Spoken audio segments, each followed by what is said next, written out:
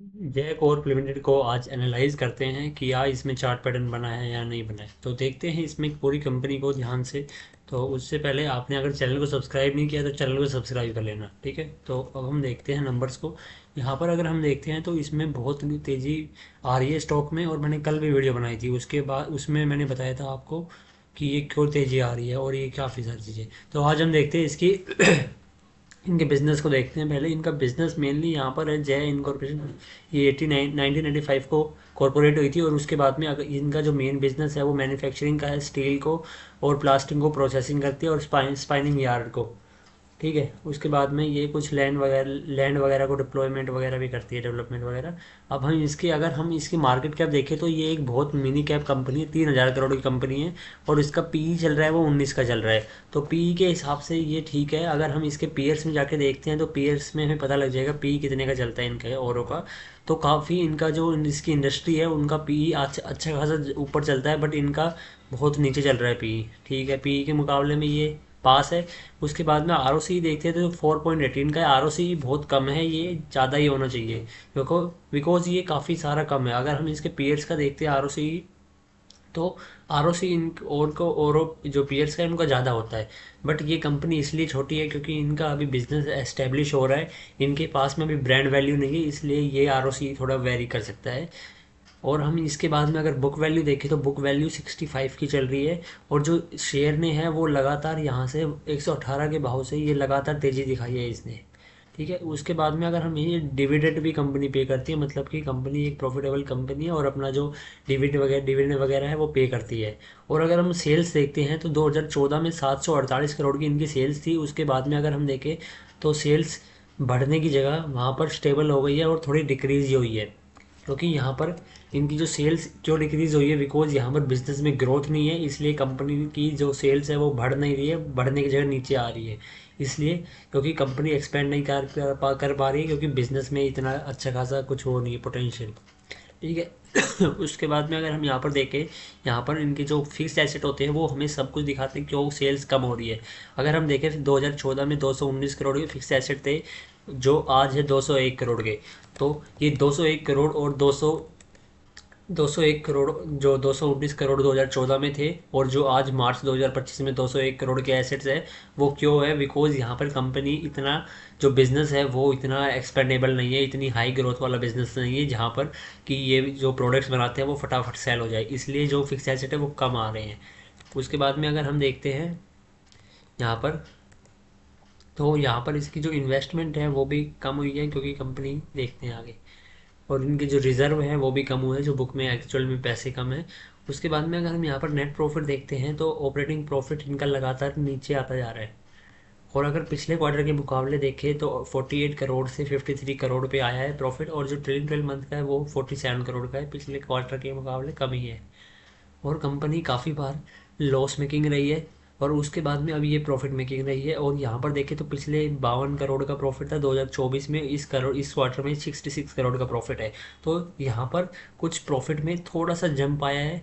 On an average ये 2021 में ये इतना प्रॉफिट था, अब उसके बाद में ये सारा नीचे नीचे ही आ रहा था, लगातार लॉस भी मेकिंग कंपनी हो गई थी, बट उसके बाद में ये प्रॉफिट निकाला है।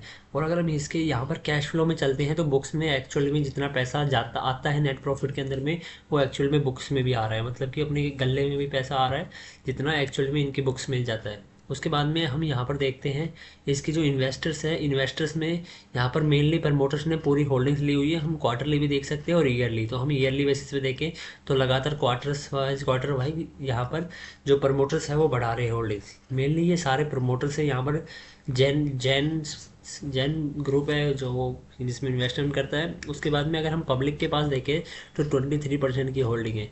तो 23% की पब्लिक के पास में होल्डिंग है, और 1.65% की DII और 0.79 की यहाँ पर FII के पास में। तो ये होल्डिंग्स ठीक ठाक होती है, ऐसा कुछ बहुत ज़्यादा नहीं है, बट हाँ पब्लिक के पास में कम ही रहे जितना वो अच्छा है, क्योंकि जो डिसीजन मेकिंग की पावर होती है, जो वो बिग प्लेयर्स होते हैं वो डिसीजन अच्छे से ले सकते हैं। कोई भी बोर्ड में अगर चेंजेस करवाने होगा, बिजनेस में कुछ भी होगा, तो वो यहाँ पर बिजनेस में चेंजेस करवा सकते हैं इजीली। उसके बाद में अगर हम यहाँ पर देखते हैं चार्ट पैटर्न के ऊपर में, तो चार्ट पैटर्न देखते हैं तो यहाँ पर एक चार्ट पैटर्न बना था ये कल के दिन, क्या यहाँ पर बना था ये, अगर हम देखें तो ये बना था यहाँ पर, मतलब कि यहाँ पर मैं आपको अगर जल्दी से दिखाऊं तो यहाँ पर ये देखो सेम ऑपरेटर था जो यहाँ पर जिसने बाइंग करी थी, उसके बाद में ये लगातार नीचे आया था और उसके बाद में एक रेंज में रहा था, उसके बाद में ये चलना शुरू हुआ तो फिर एक रेंज में रहा, अभी फिर चलना शुरू हुआ और फिर एक बार निकलने लग गया। और यहाँ पर भी देखो आके, यहाँ पर देखो, यहाँ पर भी सेम ऑपरेटर है, ठीक है। तो इस बेसिस पे मेरे हिसाब से जितनी ये स्ट्रेटजी काम करती है, वैसे वो अच्छी कंपनियों में काम करती है, बट ये अगर हम ख़राब से ख़राब कंपनी में भी हम टेस्ट कर सकते हैं तो ये जितना नीचे गिर है उतना तो ऊपर लेके जाता ही है ऑन एन एवरेज। ये आप टेस्ट भी कर सकते हो, मैंने काफ़ी सारी एक्सपीरियंस करा है, उस हिसाब से ये यहाँ तक लेके जाएगा 209.05, उसके बाद भी ऊपर लेके चलेगा, बट हाँ यहाँ तक तो लेके जाएगा ही। और फिर यहाँ तक लेके जाने में ये यहाँ पर जो शेयर प्राइस है वो यहाँ पर एक दिन कैंडल क्लोज करेगी, उसके बाद में ये जितनी गिरावट है उसको कवर करने लगेगा। जैसे कि अगर हम यहाँ से कवर करें तो ये देखते हैं यहाँ पर कितनी वो है, अगर यहाँ पर जो शेयर प्राइस आके है ना रुकेगा ना, तो उसके बाद में यहाँ से स्टार्ट होगी। अगर यहाँ पर देखें तो यहाँ उसके बाद में फिर यहाँ पर 60% की यहाँ पर होल्डिंग आएगी, तो मतलब कि ये यहाँ पर कवर करेगा और उसके बाद में फिर ये यहाँ पर रुकेगा तो यहाँ से ऊपर चलना शुरू कर देगा। देखें तो यहाँ पर कितनी वो होगी। अब आप कह रहे हो तो मंजिल बनाई जा रहा है भाई, ये भाई मंजिल मैं वैसे एक चार्ट पैटर्न के हिसाब से जो होता है ना उस हिसाब से मंजिल बना रहा हूँ ये।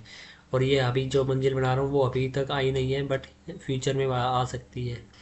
अगर हम देखें तो यहाँ पर इसका जो फ्यूचर में टारगेट होगा ना वो है 590 का टारगेट है, बट हाँ अभी काफ़ी टाइम लगेगा वो 590 का टारगेट आने में, बिकॉज अगर हम शेयर का यहाँ पर पीछे का ट्रैक रिकॉर्ड देखते हैं तो ट्रैक रिकॉर्ड देखें तो यहाँ पर लगातार कंपनी में ग्रोथ दिखाई थी एकदम। उसके बाद में क्या हुआ, अगर हम देखें ये, अगर यहाँ पर भी देखो एक चार्ट पैटर्न बना हुआ है, ये यहाँ पर भी सेम ऑपरेटर था और यहाँ पर भी सेम ऑपरेटर था। अगर हम इसको एनालाइज करते हैं तो यहाँ से हमारे पास डाटा निकल के आएगा, आई थिंक काम करना चाहिए ये। यहाँ पर अगर मैं देखता हूँ तो यहाँ पर हम दे लगाते हैं, मार्क करते हैं, उसके बाद में इसको एक बार, एक मिनट, हम देखते हैं यहाँ पर और यहाँ पर, एक मिनट यहाँ पर रुकना आप। हम यहाँ पर इसको लेते हैं और ये भाई रियली में वर्क करते हैं ये काम। देखो चार्ट पैटर्न कभी गलत नहीं होते, अगर सही से अगर आपने एनालाइज करा हुआ है तो देखो ये वही जाके रुकेगा। तो अब आप आए ना, अब ये हंसना मत मेरे ऊपर में कि मैं फिर से क्या आपको मजाक कर रहा हूँ, क्योंकि एक वीडियो में एक व्यूअर ने मेरे को क्या कहा था कि वो लाफिंग के हंसने के सिग्नल दे रहा था। आई थिंक उसको मेरी बात समझ में नहीं आई, बट हाँ अब समझ में आ जाएगी। अगर मैं आपको दिखाता हूँ, ये देखो, ये तो मैंने आपके सामने किया है, पीछे का डाटा है ये, तो उतनी गिरावट कवर करी नहीं करी, देखो यहाँ तक का टारगेट था, तो यहाँ उसके बाद में यहाँ से वो नीचे गिरा और यहाँ से ऊपर लेके ही नहीं गया, ठीक है। उसके बाद चार्ट पैटर्न बनेगा तो वो फिर लेके चलना शुरू होगा। अब ये लगातार ऐसा चार्ट पैटर्न बनता है तो वो दोबारा से उस गाड़ी को लेके चलेगा, ठीक है। तो मेरा टारगेट पहला टारगेट तो सिंपल यही है 209.05 का, और उसके बाद में यहाँ पर आता है तो फिर आगे का ये यहाँ पर चार्ट पैटर्न होगा, उसके बाद में ये होगा।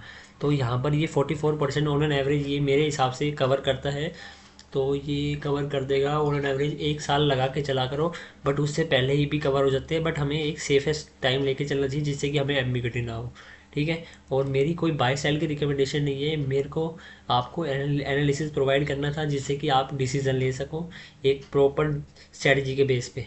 तो मिलते हैं नेक्स्ट वीडियो में, तब तक के लिए आप अपनी एनालिसिस भी कर लेना, ठीक है।